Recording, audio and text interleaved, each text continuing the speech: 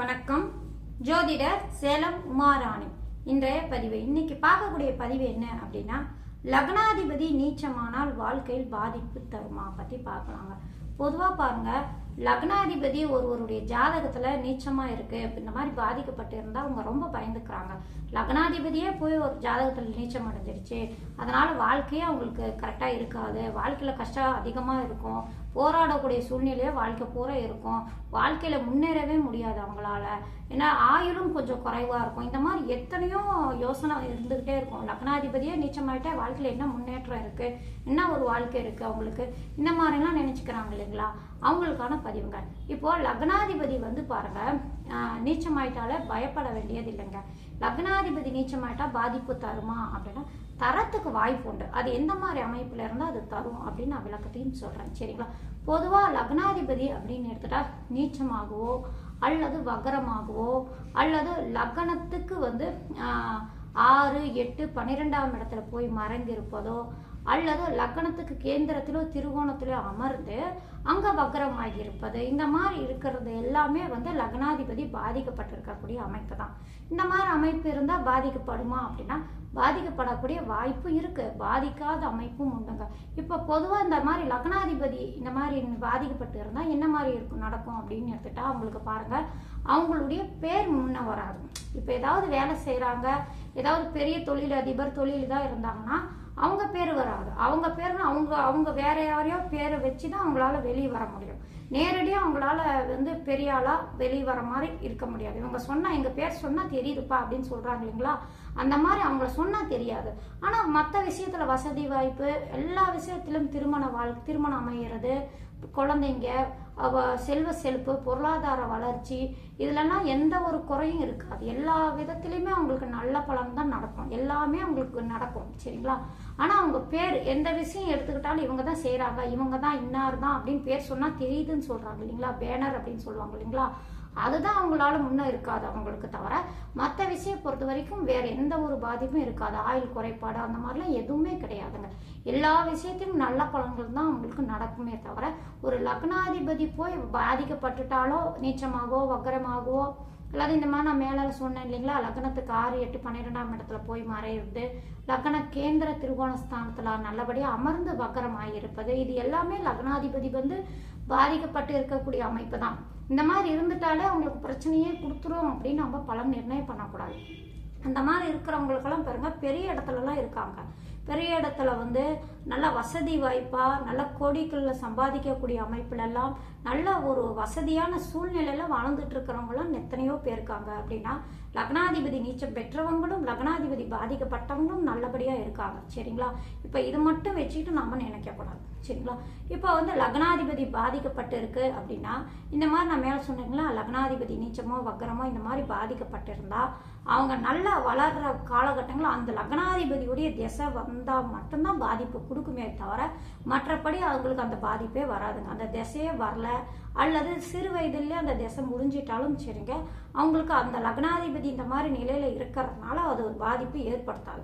அவங்களுடைய ஜாதகத்துல பாருங்க, லக்னுக்கு 5ஆம் அதிபதி எப்படி இருக்காரு, 5ஆம் இடம் எப்படி இருக்கு, 9ஆம் அதிபதி எப்படி இருக்காரு, 9ஆம் இடம் எப்படி இருக்கு, இதே ரெண்டும் நல்ல அமைப்புல இருந்தாலும் போதும். ஏன்னா பாக்கியஸ்தானமும் பஞ்சமஸ்தானமும் நல்ல அமைப்புல இருந்து அந்த ஸ்தானாதிபதிகளும் லக்னத்தை பார்க்கறது இந்த மாதிரி அமைப்புல இருந்தாலும் சரிங்க, லக்னாதிபதி போய் நீச்சமாகவோ வக்கரமாகவோ இந்த மாதிரி ஏதாவது ஒரு விதத்துல பாதிக்கப்பட்டிருந்தாலும் லக்னத்துக்கு 5ஆம் அதிபதியும் 9ஆம் அதிபதியும் அந்த ஸ்தானங்களும் நல்ல அமைப்புல இருந்தாலே அவங்க வாழ்க்கையில முன்னேறக்கூடிய வாய்ப்பு அதிகமாக உண்டுங்க, சரிங்களா?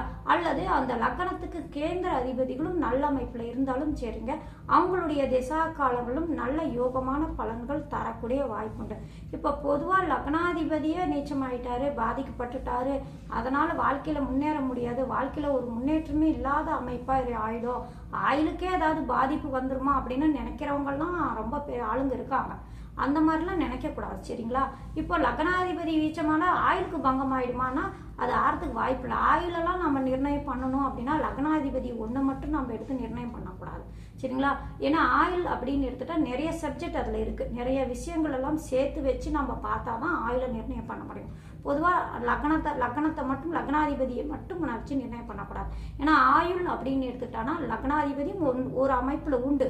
சரிங்களா, லக்னாதிபதியே காரணம் கிடையாது. சரிங்களா, ஆயுளுக்கு அப்படின்னு நம்ம எடுத்துக்கணும் அப்படின்னா லக்னத்துக்கு 8ஆம் இடம், 8ஆம் அதிபதி ஆயுளுக்கு காரகனான சனி பகவான், 8ஆம் இடத்துக்கு 8ஆம் இடமான லக்னத்துக்கு 3ஆம் இடம், இந்த எல்லாம் சேர்த்து கூட லக்னாதிபதியுடைய நிலையம் சேர்த்து பார்க்கணும். சரிங்களா, இதையெல்லாம் பார்த்து இதெல்லாம் நல்ல அமைப்புல இருந்தா, லக்னாதிபதி மட்டும் வீக்கா இருந்தா ஒன்றும் பிரச்சனை கிடையாது. ஒருவேளை லக்னாதிபதி திசை வந்துச்சுன்னா ஜாதகருக்கு உடல் ஆரோக்கியம் கரெக்டாக இருக்காது.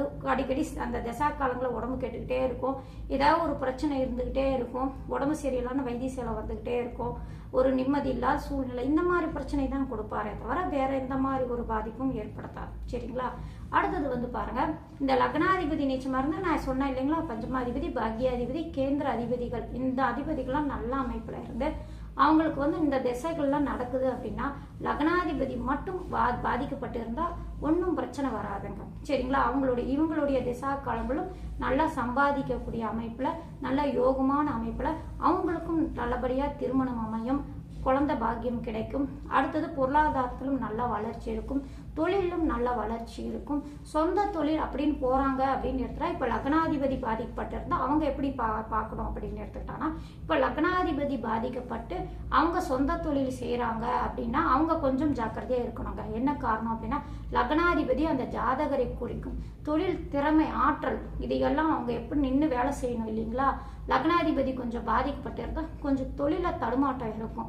எதை எடுத்தாலும் கொஞ்சம் கரெக்டா ஒரு அக்கறையா இருந்து அந்த தொழில முன்னேறக்கூடிய யோசனை செய்ய முடியாது அவங்களால. அப்படிங்கிறவங்கள அவங்களுக்கு என்ன பண்ணணும் அப்படின்னா, அவங்களுக்கு சொந்த தொழில் செய்யணும். 10ஆம் அதிபதி நல்ல நிலைமையில் இருக்காரா, அடுத்தது லக்னத்துக்கு 7ஆம் இடம் எப்படி இருக்கு, ஏன்னா அவங்க அந்த மாதிரி லக்னாதிபதி பாதிக்கப்பட்டு இருந்தா அவங்க ஒரு பார்ட்னர்ஷிப் போட்டு தான் அவங்க தொழில் செய்யணும். சொந்த தொழில் செய்யறாங்க அப்படின்னா பார்ட்னர்ஷிப் போட்டு தான் அவங்க லக்னாதிபதி பாதிக்கப்பட்டவங்க பார்ட்னர்ஷிப் யாராவது ஒருத்தரை ஜாயின் பண்ணி சேர்த்துக்கிட்டு தான் அவங்க சொந்த தொழில முயற்சி செய்யணும். அப்பதான் முன்னேற முடியும். சரிங்களா, அப்போ அவங்களுடைய ஜாதகத்துல எப்படி பார்க்கணும், இப்ப லக்னாதிபதி பாதிக்கப்பட்டவங்களுக்கு லக்னத்துக்கு 10ஆம் இடம், 10ஆம் அதிபதி நல்ல நிலைமையில இருக்கா. அப்படி இருக்கும்போது லக்னத்துக்கு 7ஆம் இடமான பார்ட்னர்ஷிப், அந்த 7ஆம் இடத்து அதிபதி ஆட்சியாகவோ உச்சமாகவோ நல்ல அமைப்புல லக்னத்துக்கு மறையாம நல்ல அமைப்புல இருக்காரா, இந்த மாதிரி அமைப்புல இருந்தா ஒரு பார்ட்னர், 7ஆம் அதிபதி நல்ல அமைப்புல இருந்தா ஒரு பார்ட்னர் போட்டு அவங்களே முன்ன நிக்காம அவங்க வேலை செய்யாம பார்ட்னரையே முன்ன நிறுத்தி அவங்க சொந்த தொழில செஞ்சிட்டு இருந்தாங்க அப்படின்னா சொந்த தொழிலும் அவங்க வெற்றி அடைவாங்க, நல்ல வளர்ச்சி அடையும், லாபம் கிடைக்கும், நல்ல தொழில நல்ல மேல வளர்ச்சி வரக்கூடிய வாய்ப்பெல்லாம் உண்டுங்க. இப்ப லக்னாதிபதினா இந்த தொழில் அப்படின்னு வந்துட்டா 7ஆம் இடத்தை நம்ம எடுத்துக்கணும். 7ஆம் இடத்தை வச்சுதான் நம்ம பலனை நிர்ணயம் பண்ணணுங்க. அப்புறம் மேற்கொண்டு எந்த அளவுக்கு லாபம் கிடைக்கும் அதெல்லாம் மற்ற விஷயங்களும் இருக்கு. அது லாபஸ்தானம், 2ஆம் இடம், இதெல்லாம் பார்த்துதான் நம்ம நிர்ணயம் பண்ண முடியும். இப்ப லக்னாதிபதி பாதிக்கப்பட்டிருந்தா அவங்க சொந்த தொழில் செய்யணும்னா 7ஆம் இடத்தை கணக்கு எடுத்து அப்புறம் அதை நிர்ணயம் பண்ணி பார்த்துக்கோங்க. இப்ப பொதுவா லக்னாதிபதி பொறுத்த வரைக்கும் நீச்சமாகவோ வக்ரமாகவோ ஏதாவது ஒரு விதத்துல பாதிக்கப்பட்டா அதாலேயே அந்த ஜாதகருக்கு மோசமான நிலைமை வந்துடும் அப்படின்னு நம்ம நிர்ணயம் பண்ணக்கூடாது. மற்ற கிரகங்கள்லாம் எப்படி இருக்கு, அந்த லக்னாதிபதி யார், அந்த பாதிக்கப்பட்டிருந்தா அந்த லக்னத்துக்கு சுபர்கள்லாம் யார், அவங்க அந்த ஜாதகத்துல எந்த நிலையில இருக்காங்க, நல்லா பலம் பெற்று இருக்காங்களா, லக்ன சுபர்கள், அதாவது லக்ன சுபர்கள் அப்படின்னா பஞ்சமாதிபதி, பாக்யாதிபதியை மெயினா எடுத்துக்கணும். சரிங்களா, அவங்கெல்லாம் நல்ல நிலைமையில இருக்காரா, அடுத்தது பொது சுபர் குரு பகவான் எந்த நிலையில இருக்காரு, சுக்கிர பகவான் எந்த நிலையில இருக்காரு, புதன் பகவான் எந்த நிலையில இருக்காரு, இது எல்லாமே பார்க்கணும். அடுத்தது லக்னத்தை நம்ம எந்த அளவுக்கு நம்ம வலுவா செக் பண்றோமோ அதே போல ராசிநாதனும் அந்த ஜாதகருக்கு எப்படி இருக்காரு. ஏன்னா லக்னம் அப்படின்னு எடுத்துட்டா உயிர், உடல் அப்படின்னு எடுத்துட்டா ராசி அப்படிங்கறதுனால அவங்களுக்கு லக்னாதிபதி பாதிக்கப்பட்டிருந்தா உடனே ராசிநாதன் எந்த நிலையில இருக்காரு, ராசிநாதன் நல்ல ஆட்சியாகவோ உச்சமாகவோ நல்ல அமைப்புல இருந்தாலும் அதுவும் யோக தரக்கூடிய அமைப்பு உண்டு. அதனாலும் அவங்க வாழ்வில் வெற்றி அடையக்கூடிய வாய்ப்பு அதிகமா உண்டு. லக்னம் மட்டும் பாதிக்கப்பட்டு ராசிநாதன் வலுத்து இருந்தாலும் வாழ்க்கையில பிற்பகுதியில முன்னேறக்கூடிய வாய்ப்பு அதிகமா உண்டு, வளர்ச்சி அடையக்கூடிய வாய்ப்பு அதிகமா உண்டு.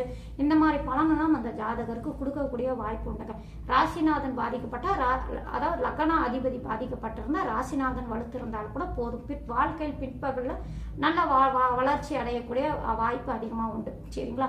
இப்போ பொதுவாக லக்னாதிபதி பாதிக்கப்பட்டிருந்தால் இந்த மாதிரி நிலையிலும் நம்ம எடுத்து பார்த்து தான் நம்ம நிர்ணயம் பண்ணணும். எடுத்த உடனே லக்னாதிபதி பாதிக்கப்பட்டிருக்கு, நம்ம வாழ்க்கையில் ஏதாவது பிரச்சனை கொடுத்துருமா நம்ம பயப்படக்கூடாது. சரிங்களா?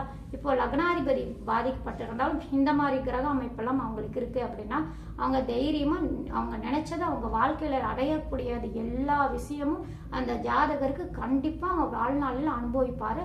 நல்ல பலன்கள் அந்த ஜாதகருக்கும் உண்டு அப்படின்னு நம்ம சொல்லலாம். நன்றி, வணக்கம்.